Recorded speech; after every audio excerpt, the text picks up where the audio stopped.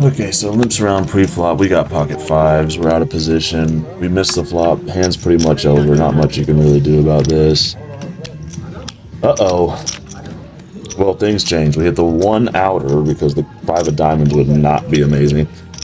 So we go big, go $25 into $13. And it's because there's a lot of draws out there, and you really don't want to be going for a check raise here, because once they check the flop, they're probably going to check around and block everything that changes their range. So on the river, what are you targeting? They're going to have missed draws and like weak hands like a 4 that are just going to fold regardless. They probably don't have a queen, so there's no point in really targeting that because they check the flop on draw heavy board. So I like just going for the times they have a 10. So I think I go like 2 or 3x pot here because they're not going to fold a 10. So let's see what my bet size is. They can still have a 10 because they checked the flop and then they called the turn. He does fold. We had 150 out there. So yeah, 150 into about 60. He obviously didn't have a 10, he would have called. So here we got ace king of hearts. Made it $30 pre-flop. Goes 3 ways. This is a good hand. You should definitely be raising this up pre-flop. We're in position to the 2 villains. Alright, flop king 10 deuce with a flush draw. King high board, you're just going to see me betting a lot as the pre-flop raiser. You can bet pretty much your whole range, even 3 ways in position is going to be fine. So like, say you have a 10, say you have a flush draw, say you have queen jack, say you have jacks, queens, any king, aces, even like pocket 9s, you can get away with a bet because you just crush this board so much. Turn queen is actually, it's not a bad card for your range, but it's one of those cards that's going to hit them a lot too. They have all the offsuit broadways pre-flop. I don't hate another small bet here, but also I don't mind checking back and seeing what they do on the river. So we did check back, and now we have a $170 pot. He bets $50, which just seems super weak. Like if he has a straight or 2 pair or something on a king high board, wouldn't he just go bigger? You know. So that's what I'm thinking. So I decided to go for a little extra value. I just think my ace king is good, like 80-90% of the time. You might be wrong sometimes, but you know, if you're not value owning yourself, sometimes you're leaving money on the table. So you just can't be afraid here. Honestly, I could have went bigger because look, I just get snapped basically. Boom. It's like I could have definitely probably got like 225. He probably has like king jack, king 9, maybe queen jack, maybe ace queen. You know, one of these hands that he just wasn't gonna fold. So yeah, I think I actually missed value there. Yeah, that's it's like I've been in hell 3 times. And then here we are, queen 10 of spades. We made it $25 pre. We got 2 callers, $80 in the pot, and out of position actually leads for $25. And then I have no discipline. I'm like, Other guy folds. Sit here and be mad or not. I don't hate folding here. I really don't, but I just don't think his range is going to be super strong. It's going to be merged. He's going to have like 8s, 9s, 10s, maybe jacks, maybe 5, 6, 7, 8, things like this. Maybe a flush draw, right? Then when he checks the ace on the turn, he's just so merged, and this is such a good card for me. I'd pick up the flush draw, so I just decided to go for it. Now, your sizes on this turn should probably be either really big, like all in, to just price out his draws, or really small to get the most value from his pairs that are almost drawn dead to your like ace king, ace queen, yada yada. And also you can still value bet like kings, queens here on this turn because the ace is really a brick for him. Like unless he has ace-x of hearts, he never hits this ace. So you really shouldn't be afraid of it if you have like kings, queens, even jacks. You can go for a small bet here on the turn. My favorite is when a player's gone at the table.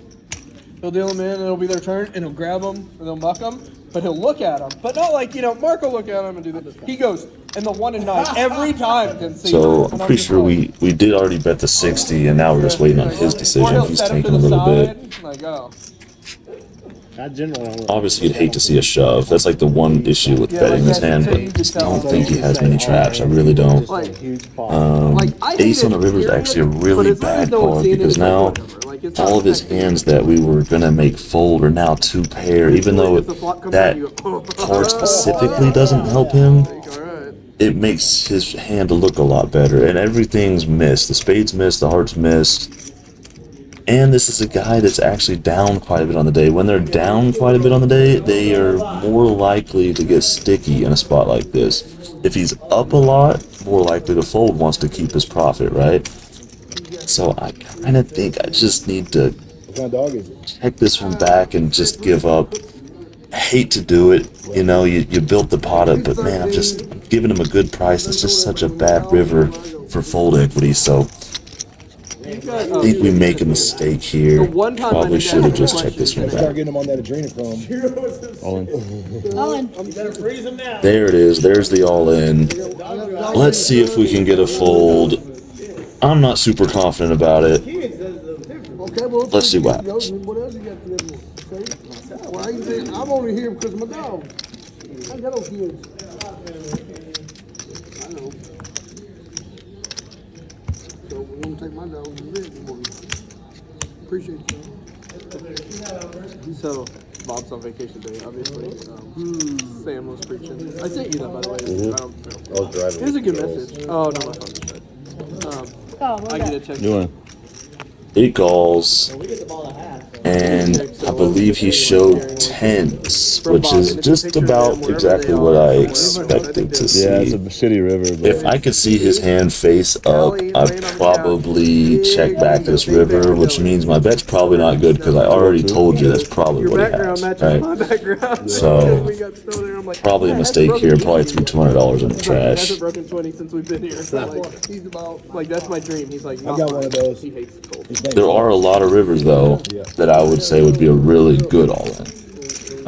This just isn't one of them, so you got to know when to give up. All right, here we go. Pocket queens. Pretty good hand. We got, I believe, 2 limps, make it $50. Pretty sure these guys to my right are pretty action, so I'm just making it pretty big pre-flop because they are liking to gamble. call. And we go heads up, about $110 in the pot. This is actually the same villain as the last hand. Yeah, they're favored by 14.5. Looks like And once again, we get a king high board, and you're just going to see me bet a lot on these king high boards. This is exactly what I was just talking about when I had ace king. There's nothing wrong with checking here, but you just make your hand a little bit face up. I kind of like to just keep my range, you know, kind of invisible to the opponent. And this just gives us a lot of options where we can just check back the turn, realize our equity, see what he does on the river. check. He does check, and we're going to be checking back. And we get a 5 of spades. So if they check, I think you have a value bet here. He has, I know this doesn't look great, but he has like 9s, he has 10x in his range, he has jacks in his range. Maybe not jacks because he limped pre-flop, but we did just see him limp call 10s in the last hand, so it's possible. It's thin, it's real thin, but I just don't think he's going to find the check raise bluffs. So if he's not finding the check raise bluffs, you can just kind of go for value a lot. And I didn't. I checked it back, and he says ace high, which means we're probably not getting paid there if I do bet, but that's not the point. The point is you've got to go for thin value. He probably just bets his kings on the river. Got 7 of clubs. Okay, and we got an 8 of hearts. We got 7-8 offsuit. This is a bomb pot. Same villain, actually. Just realized the same villain in 3 hands today. Sorry about that. Sorry about that to the villain, not to you guys. But anyway, it's a bomb pot. He bet $20.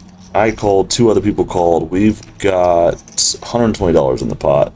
Going to the turn, we actually make the nuts on the top board, and we've got a gut shot and a pair on the bottom board. So the thing about these hold'em bomb pots is making the nuts on one board is actually extremely valuable because you can go all in on a lot of rivers and just blow people off their equity, right? So that's what we're looking to do. I did consider raising the turn just because of the flush draws and the fact that we're 4 ways.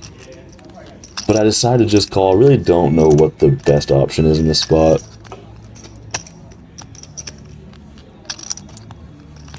And the other guy is going to tank fold, and we're going to go heads up to the river, and it's going to be about a $290 pot on the river.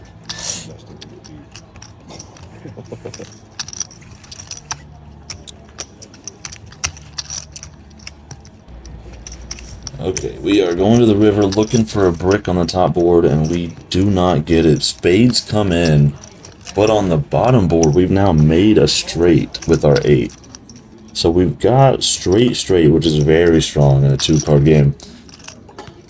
I mean, we're going to have to see what he does. But chances of us losing both boards extremely slim, because you have to go back to the flop and remember that he bet about half pot into everyone second to act. So he's going to be more than likely with a made hand, right? He's not going to have a draw. So, like, what do we lose to? We lose to king, queen of spades on both boards. We lose to queen, 8 of spades on both boards. 8, 9 of spades would 3/4 us. But other than that, we're either 3/4ing or scooping him, right? Against everything else. And how would he possibly have those hands when he bet the flop into all these people, right? He never has queen, 8 of spades, king, queen of spades, 8, 9 of spades. He has jacks, aces, kings, queens, ace, jack, jack 6, 6s, 5s, jack 7, jack 3. You know, these are the types of hands that he has. And against that range, we're scooping him, right? So we actually want to pick a size that those hands struggle to fold on the river. So I actually go right about pot 300, and we are looking for a call. Oh yeah. Sorry. Even like 8, 9, if he ever did, there's a gut shot on both boards. If he ever did bet the flop with that hand, we're actually 3/4ing it too. So, except 8, 9 spades, like I said. One combo. You just can't be afraid of one combo when you're in a game like this. And I don't even know that he ever really has that one combo. You got my money. And we do get called and scoop a pretty big pot. About $900 pot. Beautiful. I saw that river come out. I got someone's got. I like how I played this one. I really do. I think this was a well played hand. Maybe we can go slightly bigger on the river, maybe 400. This would be a 6. I do think it's a pretty good bet size. Anyway, that's all for today, guys. Hope you enjoyed it, and we'll see you next time.